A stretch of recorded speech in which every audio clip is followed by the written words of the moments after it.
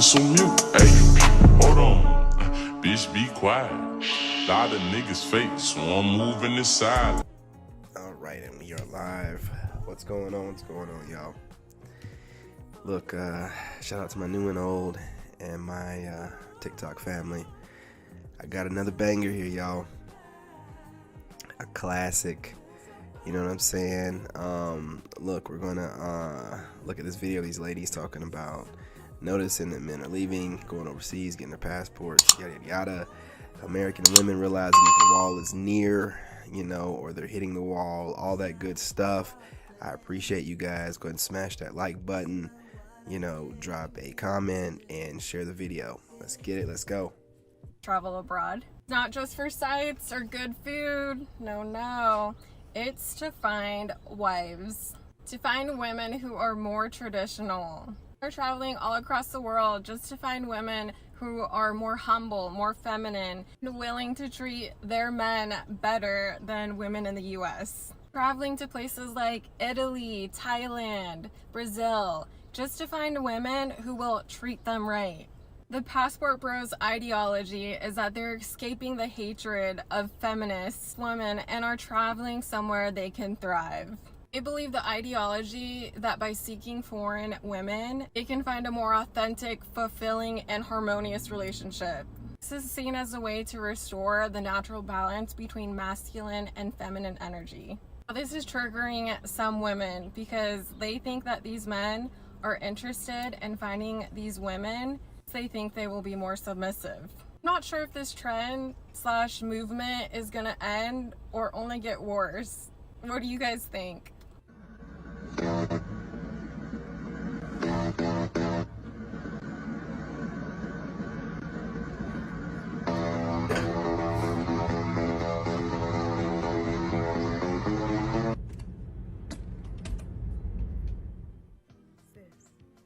don't fight with passport bros. Build with women. That's how we win.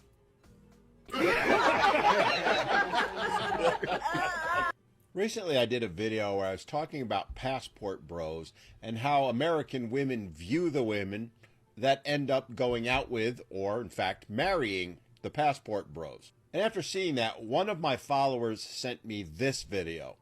And I have to say, I've been walking this earth for a little over 60 years, and I thought I'd seen pretty much everything. But boy, this one, well, let me show you. Now that I'm editing it, I want to throw in a quick note on this that I have chopped her video up. I am not showing you the full 4 minutes that she did. But in no way am I altering what she has to say. If you do want to see her full video, you can find it pretty easily on TikTok. All right, now that I've covered that, let's hear the first part. I am honestly so proud of the women today. Did you happen to catch the caption she's got on that video? She's declaring passport bros to be the new slave owners. I just wanted to point that out because it sets the tone for what's to come. It's so crazy, you know, it's so crazy that a black woman would, you know, put this up like that just to go viral or whatever, knowing how disrespectful it is. And she looks like she's American, you know, American black, so super disrespectful, right? But maybe she might not be. A lot of these other black folks come over here and cosplay her, so but that's super disrespectful, right? You know what I mean? If any other group, ethnic group, whatever did that, it'd be a problem. But as long as she can go viral, right? And they think that it's an insult to us that they have to run to third world countries to find women who are poverty stricken. Third world countries? They're going to places like Thailand, the Philippines, Russia, Japan, and a host of other countries. I mean, if you think Japan's a third world country, well... Women who ain't never seen $3 all lined up together in their life. Women who got to share one spoonful of rice with a family of 6.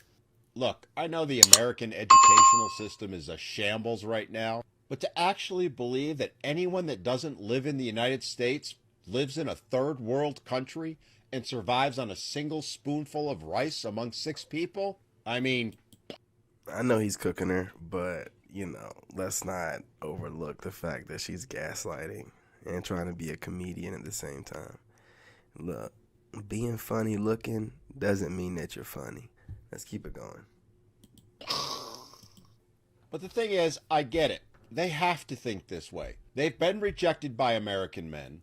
They know they're going to be alone for the rest of their lives. And it's a harsh reality to face. Checkmate. So they're looking for ways to place the blame elsewhere so they don't have to deal with that reality. And what better way to do that than to claim that all passport bros are nothing more than slave owners and that the women that choose to be with them are nothing more than third world ignorant fools. Oh, what? You think that's a bit outlandish? Well, Women who don't have rights, who can't work, who probably only bathe once every 2 months. I have no words. Women who in their countries are getting raped by their men, beat up by their men, nowhere. Didn't one of those Simones, you know what I'm saying, the short-haired Simone, say that she only washes her butt like twice a week? And that's with, you know, first world country, you know what I'm saying, accommodations. So what's up with that, right? Projection. Where around them do they feel safe? They're not protected. Again, I have no words. From a child up, they're raised to just accept how men treat them. Oh, dear God. Has she ever met a woman from another country? I'm just saying. Because they just don't have any rights. They're basically slaves. These women are in poverty. And these men be so broke in the United States, so ugly in the United States, so corny in the United States. All right, I'm going to end this here before I say something I really am going to regret and probably get banned for. I'm going to close with this. If you want to understand why men are going overseas, why they want nothing to do with American women, well, this mindset that she's displaying is the very reason why. There's no reason to deal with this mindset, and it's not going to change anytime soon. And that's why men are choosing to walk away from American women and pursue other options. If men who became passport bros are quote-unquote slave owners in a third world country, then what are females in the West when the feminist government forces a man to pay child support for 18 years if a feminist decides to be a single mom? I know, right? And sure, these women in poorer countries aren't living a modern lifestyle, but what about women in Japan, Russia, or Switzerland? They have access to everything American women have. Yet those women are being chosen for marriage by not only the men of their country, but by foreign men as well. This whole feminist superiority complex claiming that just because other women in developing countries, it means they're less human or less worth than modern women, just shows the world how egotistical and bigoted modern women really are. The world now sees how men in the West have to deal with these prejudiced and ignorant bedwenches. The more these females talk, the less we in the MGTOW have to say anything. Absolutely. Feminists on social media are our biggest advertisement. They themselves will admit all of the red pill truths, how feminists cheat on good men, or divorce to go through another HOE phase, or get pregnant to have a 304 retirement plan, also known as child support for 18 years. Which means us Western men aren't looked at as incompetent because foreign men know that modern women as easy practice to perfect their stroke game. Back to her claim about marrying a foreign woman in a developing country is akin to slavery. This isn't an arranged marriage like these developing countries do have. These women have free will to date anyone they want. It's just that they actually chose a commitment over bed hopping, because they know how tough it is to work a job compared to being a stay-at-home mom. Women in foreign countries see work as a means to find a suitable man for a relationship, not a career. They see life long-term, not live in the moment like your average thought, whose life's motto is YOLO, you only live once, which gives them the excuse to behave badly. Like the foreign women in a traditional country can't date several men back-to-back because they'll be seen as a 304 and ostracized by their community and even family. In some countries, if the hymen doesn't break, the marriage is null and void. Wow. The serial dating modern women do is looked at as sleeping around or even more so being a leftover woman because none of the men they dated chose them. Let's see the comments. And are getting for free currently. The 3 stages you're gonna go through being a passport bro. First stage is that initial leap of faith. You finally buy your ticket, nervously fire up the dating apps, getting more matches than you know what to do with. They become your guides, taking you on adventures, teaching you things you can't learn on Duolingo, like what poha means and why the hell they yell it at soccer games. You're gonna rack up so many new, interesting experiences during this time. The second stage, assembling your crew. You continue to work from your... Hey, listen, man, y'all do better with the bidet. I understand that you're new to the concept, but stop like picking these things up and turning them. We don't need to see what what they use overseas. So it's not a brand new bidet. Somebody else has already used it on the crack, and you're over here just picking it up. We get it. We get it. You know what I'm saying? That stuff y'all got to stop doing, man. Y'all be picking up these bidets, man. You know what I'm saying? Hoping somebody wash their hands after using it.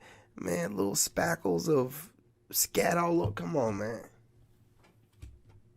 Laptop, the month ends, and goddamn, you have spent 50% less than your boring life in your home country. Food, housing, dating are sometimes 1/3 the price here. You start to turn it up. This is when you make your international friend group and start doing group activities, mansion parties, weekend trips, helicopter tours. If you thought it was cheap before, wait until you pull your resources together. Finally is the stability phase. This is when you stay in your favorite countries a little bit longer and you hire services to do all the mundane. And I believe he's talking about younger guys here. If you're retired, you probably have the money enough to do what you need to do without having to, pull your money together. And I don't know what he's talking about doing, like roommating it or something.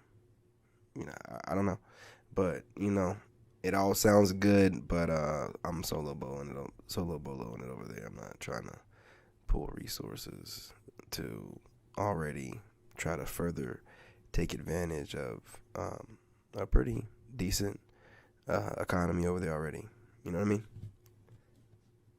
Activities you don't like doing. For me, it was laundry, house cleaning, cooking. Eat out or order in every single meal. With prices this cheap, why not? And you just freed up an extra 2 hours a day for personal growth. Trainers, diet plans, coaching are all accessible to you now. People talk shit on the passport bros like we're lazy, we need to level up before we leave. But being financially stable puts you in a situation that makes leveling up as easy as possible. Just don't get lost in the sauce. I've seen many fallen soldiers along the way. Listen to me, if you decide to post about your journey, please prepare for the hate. My page never stops getting attacked and never will. If you share your life, you will get it too, but learn to love it, and I'll see you guys out here.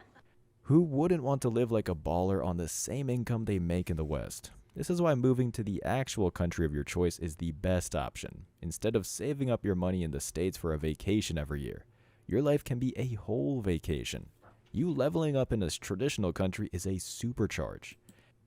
Okay, that's what I wanted to speak about. There's a lot of people that's trying to run on vacation right now while you're out here plotting and kind of letting people know a little bit about your plans. That's why I say keep everything to yourself. A lot of people are like trying to run over to other countries or vacation spots, while you're getting yourself together. Look, man, you inspire people. And some of these people were already taking vacations prior to them knowing that you are planning on moving, right? Fair game. But the way that he's speaking right here, hang on, let me go ahead and take up your money in the States for a vacation every year. Your life can be a whole vacation. Your life can be a whole vacation, right? You can, you know what I'm saying, be on vacation at all times. You don't have to do what everybody else is doing here, trying to go over there, go on vacation for a little while to show everybody, oh, I can have fun too. What good is that when you got to come back to this? What, like, I never understood that. Like, if I go on vacation, it's normally in the States. But, I'm moving. If I'm going to go over there and it's that nice, if I were to come back here, I might even get depressed. I need to, save some money up and at least have enough money to live there for a year or something crazy. Like, come on, man. You know what I'm saying? Like, why go on vacation when you can live there for like a year or something? At least let's give it out, some time. That's why the passport bro thing is important. You know what I mean? That's why what we're doing is important, because we have to show people, especially a lot of guys in the States, they find different ways to gaslight themselves to want to stay here in the States because they're kind of scared, let's just be real, in broadening their horizons and going overseas. They think it's all tricking, and no, it's not. You can find good women over there. There are plenty of women in the States tricking. You know what I'm saying? A lot of these guys are having to pay a deposit to go on a date. A foodie date. So there's that. You leveling up in this traditional country is a supercharge. Making $1 extra overseas buys you another meal, while in America it can't get you an extra. More satisfied talking to someone who can culturally relate to them. Hola, bienvenido a un spa. Gracias. ¿Cómo estás? Hola. Hola, chicas. Mucho chicas aquí. Muy bien. ¿Qué nombre es esta tienda? Esposa. And cuando yo quiero una chica, todos chicas es listo. Por supuesto. ¿Sí? Ok. ¿Qué es tu nombre? Mi nombre es Eddie. Ellie. Mucho gusto, Ellie. Mucho gusto. Mucho gusto. ¿Y tú? Mi nombre es Patricia. Patricia. Mi nombre es Andrea. ¿Y tú? Hola, mi nombre es Joali. Hola, mi nombre es Daniela. Otra Hola, vez. mi nombre es Jacqueline. Hola, mi nombre es Jolie. Hola. Now the point in this to show just how the average woman over there looks good. It's not nothing to do with what they're doing. Mi nombre es Estefanía. Hola, mi nombre es Alejandra. Hola. Hola, mi nombre es Andrea. Andrea. Toda la gente conozco a Andrea. Wow, some of these women are stunning. But as you see, there's no purple hair, tattoos, nose rings, bad attitude, because then they'd be mistaken for prostitutes. I mean Americans. Or both, actually. Someone comments, bro, they work at a spa. A Filipino. My first is going to be natural beauty. It's very unique because Filipinos have natural beauty. Filipino women are very attractive. And I know everyone watching you know exactly what I'm talking about. A lot of Filipinos have very nice skin. They're typically proportioned very well when I say their size. Everything looks very nice. They're naturally beautiful. Let's move on to number 2. They're smart and loving. Filipinos, women, again relating back to me and Jessa, so smart and so loving. Just being fluent in English, Tagalog, and mostly fluent in Japanese, that's crazy to me. So simple things in life make you happy. And I think that's a great one. Jessa has never asked for anything. She's actually given. And so for me personally, that's crazy. So let me just tell you some experiences I've had in the United States. In the United States, when you go on a date, the girl expects you to do everything. That's pretty normal. Maybe I'm not normal. But I thought it was really neat when, Jessa would buy me some cologne and, for no reason, just as a gift. She's a giving person. So now number 4, this is going to be a little bit different. This is a feeling. So this is Filipino women are empathetic. They care. They're aware of feelings. They're aware, if you're feeling sad or mad. And that is... Get it, buddy. Let's skip around a little bit.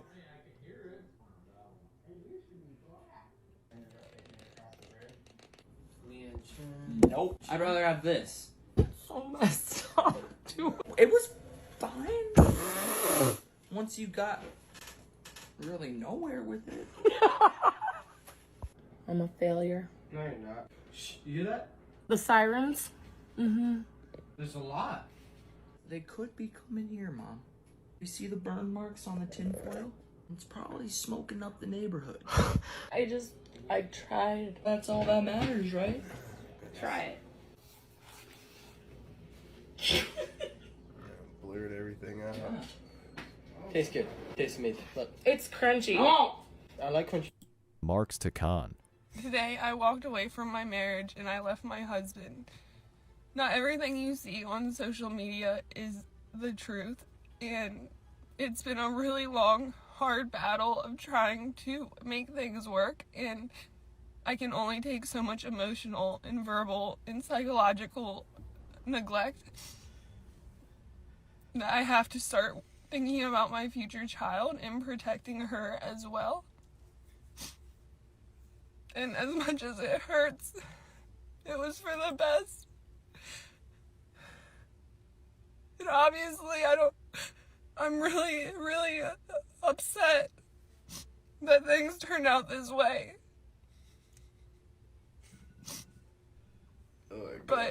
had to be done because I was gonna miscarry if it didn't from the stress of having to deal with my a alarm's going off. toxic Let me go ahead and hit relationship. you guys back up a little bit. This is funny. This is I too asked funny, man. In this game, you gotta have that dog in you. Made in America. Flossy.